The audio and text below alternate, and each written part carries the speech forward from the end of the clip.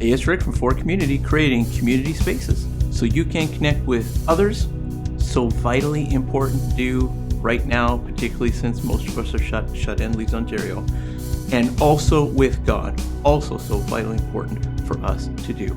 The trouble with connecting with others, though, okay, is that sometimes we get stuck in old relationships that don't make any sense today. Here's what this video is about today. When I was in grade 1, I made a friend. I made a friend because he called Thanksgiving Turkey Day. I have no idea why this memory sticks in my head, but this memory sticks in my head, and I remember it so clearly. Our grade 1 teacher asked, what day is it going to be on Monday? My friend stands up and puts up his hand, or whatever we did in grade 1. I just remember him shouting out, "It's Turkey Day!"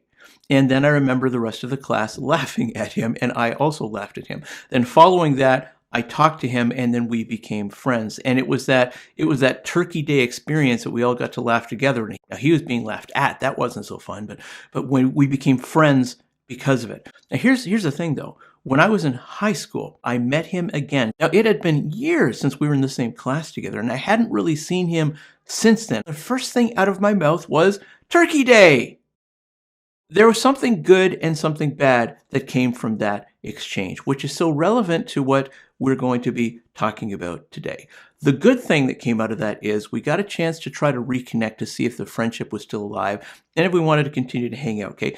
The bad thing that happened, though, is that it brought me and him back to a place when we were children.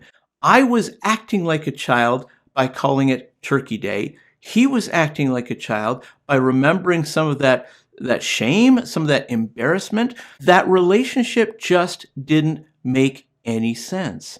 And it would make sense that the relationship didn't grow up with us because we spent so long apart. It's just that the relationship was based on some old data that needed to be updated. Okay, so today, we are engaged in stuck relationships all around us. For example, let's just say there are a group of 3 sisters. An older sister, a middle sister, and a younger sister. Now, it makes sense as the children are growing up for one to play the older sister card, one to play the baby card, one to play the middle sister card. That makes sense. But once they're in their 40s, those roles no longer make sense. And if they continue to operate as though I'm the older sister, I'm the baby sister, I'm the middle sister, and the relationship continues just to be based on those roles, that doesn't make a lot of sense. The relationship needs to grow up. Okay, here's the reality, just to normalize this, okay? We get stuck in relationships all the time. Relationships aren't static. They're alive, they're fluid, they're moving, they're going places, they're changing.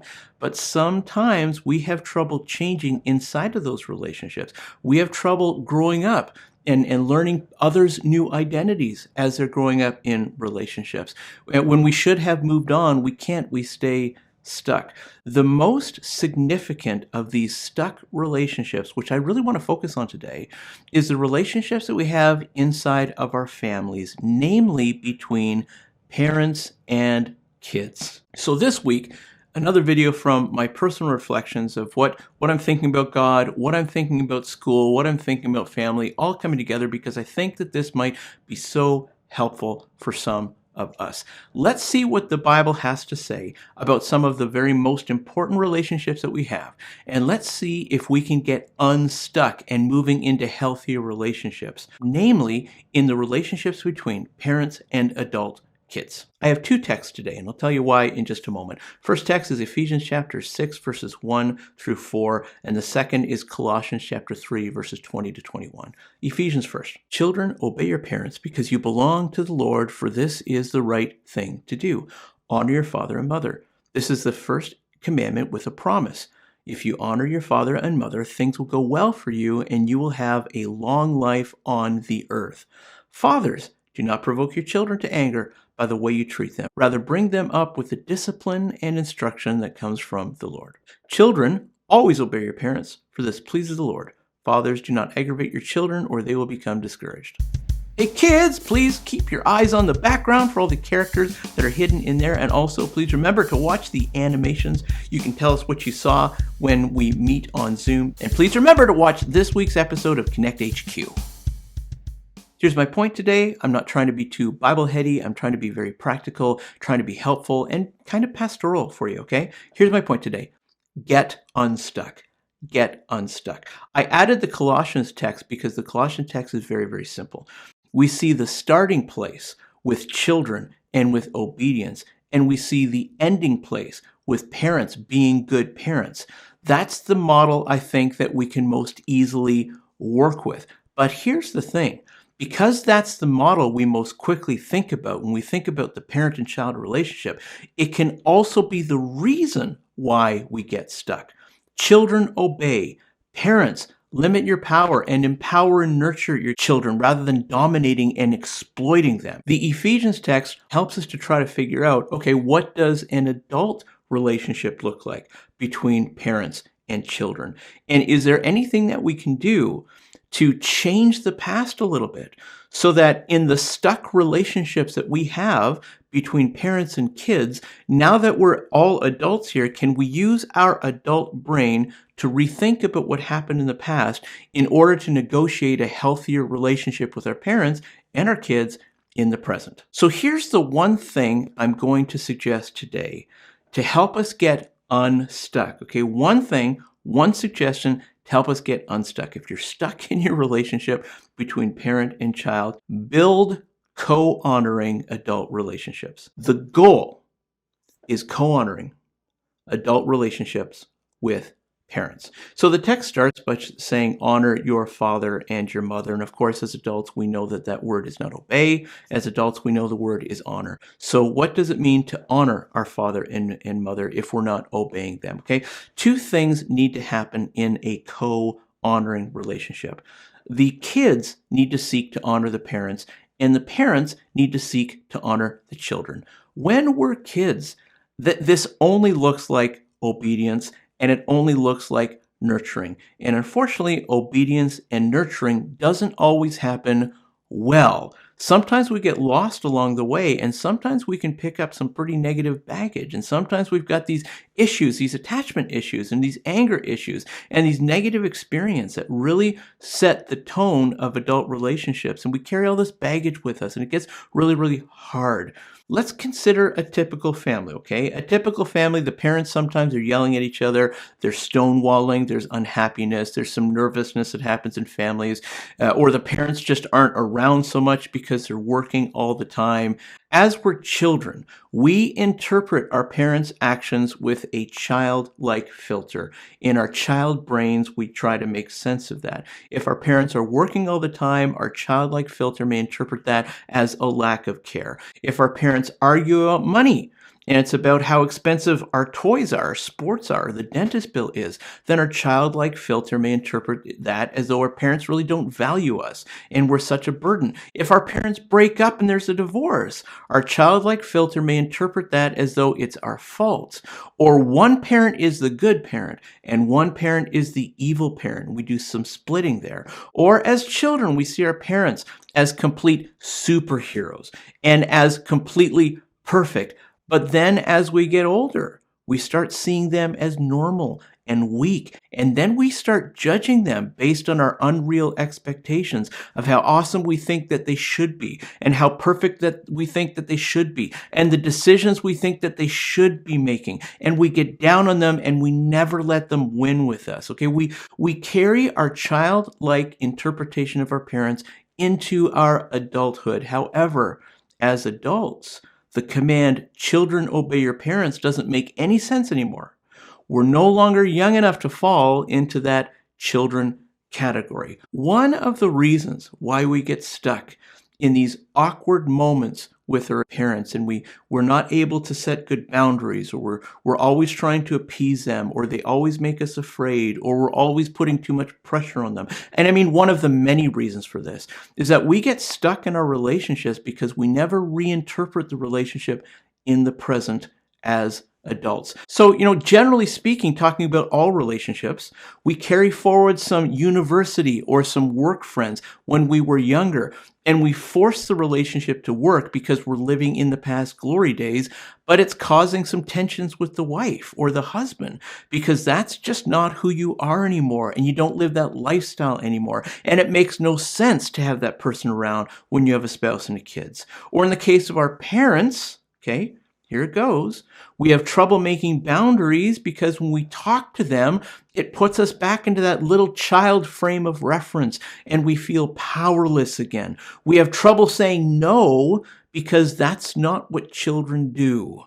But you're not a child anymore. People can become stuck in their relationship with their parents because they don't stop to think it through. Now that we're all adults, what does a healthy adult relationship look like for us? And of course, that's going to be different for everyone.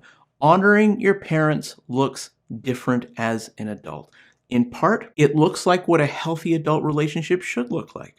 Also, in part, it doesn't look like an adult acting the same way they did as a child, expecting the same tension, expecting the same amount of service. It also doesn't look like the same powerlessness that used to be there when you weren't able to give responsibility back to your parents for their own actions instead of internalizing it and being afraid and feeling small. To get unstuck in our relationships with our parents requires us to make a connection between the past and the present and to realize that we are the ones who are truly different.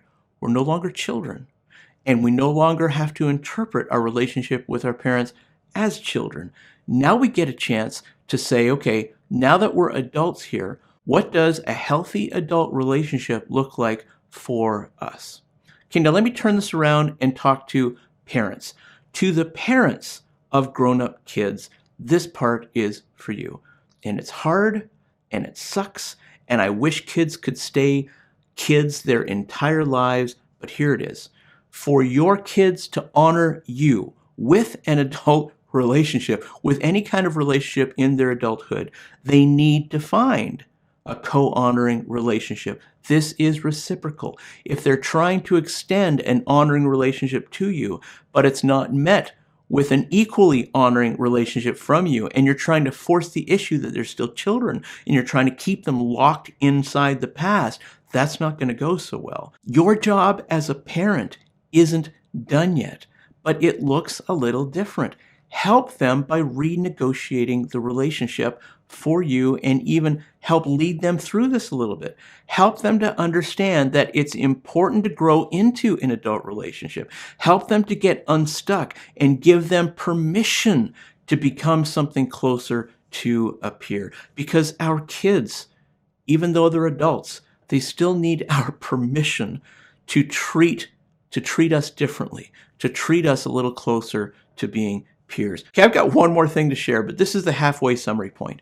If you're stuck in your relationship with your parents, here's a good tip. Seek to build co-honoring relationships, okay? Seek to build a co-honoring relationship where the parents honor the kids and the kids honor the parents, and you define what a healthy adult relationship looks like for your family.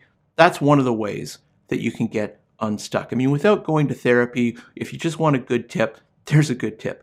Kids, get your head in the game about this so that you no longer feel obligated to sacrifice your boundaries or feel powerless or feel weak or feel afraid anymore. Parents, help your kids understand what a healthy adult looks like. Okay, I've just got one more tiny thing to say about stuck relationships, which is so vitally important. The goal is co-honoring adult relationships with God. Another significant relationship that we can get stuck in is our relationship with God. If you learned about God in Sunday school, that idea needs to grow up now that you're an adult. If you've learned about God from a nasty neighbor or coworker or someone on a moral power trip, that idea needs to grow up as you grew up as an adult. If you've been hurt in some kind of local church when you were younger, that idea needs to be growing up as an adult, and we need to use an adult filter on what actually happened to us. Just like your childlike relationship with your parents need to grow as you process things with your adult brain, so your relationship with God needs to grow as you process things with your adult brain. People can get stuck on a bad experience and then never revisit that, even when it makes absolutely no sense when you talk about that bad experience today. They're stuck interpreting God with a brain capacity that is right now obsolete because you can think so much better today. So here's my ask, coming in the form of a question. When was the last time you connected with God to discern what an adult relationship with God looks like? Relationships are alive all on their own. I mean, they're not static. They keep on changing. They keep on evolving. They keep on growing. It's when they get static that the relationship starts to become unhealthy and entropic. Please don't let your relationships get to that. Please don't let your relationship with God get like that. So today, while you're receiving this encouragement to build co-honoring relationships with your parents, and really with everyone around you, would you also take a moment and build a co-honoring relationship with God? I mean, what does being a Jesus follower mean for this moment in your life? Now that you're older, now that you're in a pandemic and you can't do the church thing like you used to be able to do, and you can't do the same kind of friend stuff you used to be able to do, what does being a Jesus follower mean for you now? If you're stuck in the past, in a relationship that doesn't make any sense anymore today, please give it a thought and update that relationship so it makes sense for you right now. God is a big God who meets you wherever you are at. He loves you. He loved you back then. He loves you now. And he's loving the version of yourself that you're growing into. He's going to meet you wherever you're at. So renegotiate that relationship with him. Rethink that through. Now that I'm at this stage in my life, now that I'm this age, what does a meaningful relationship with Jesus look like right now? So that's it from me to you for now. If you haven't subscribed yet, please subscribe. Thank you for all of you who have subscribed. You rock. You make my life better. Thank you very much. If you are not yet connecting with us, please consider connecting with us. I've got a Zoom invite just for you, or we could message each other, or however you want to connect. That'd be awesome. And also, if you found this video helpful, give it a share. Found this post helpful, give it a like, give it a share. That would be awesome. That helps me a whole lot, and I appreciate you doing that. For community, creating community spaces so you can connect with others and also with God. Hope to connect with you soon.